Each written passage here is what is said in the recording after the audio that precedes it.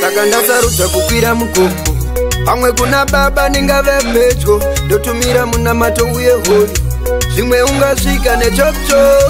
zuva nezuva ndinoti nokunoku Jehovha zarura musuwo asi nhasi ndine mubvunzo munombotinzwawo here kuno zvatinongotumira minamato munomboinzwawo here ikoko kubva pasi kuti isvike ine chinono ndosaka ndasarudza kukwira mugomo Mwari baba handina zano girozi dzenyu dai dzatora matano inine vakafa tina musiyano ndinzwe iwo mambo sei tisingasvike isu tichifamba regai vachizoti nenguva tinotamba pamwe handinyatsogona kupfugama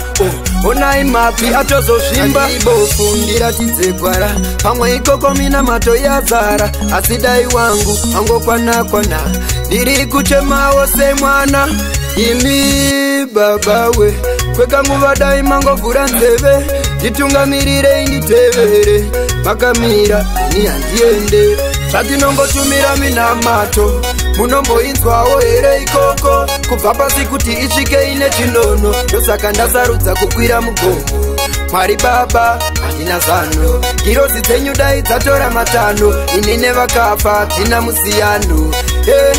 ndinzwe iwo mambo munamato wangu kusvika wasvika handimbodzika muchandizivisa Mwari Jehovha zvakwasviba regai ndimborara pamwe ndingarota ndakatadza ndinokumbira mundirekerere zvimwe hamudi vamwe vagozvinzwa nhasi ndiri ndega mundizevezere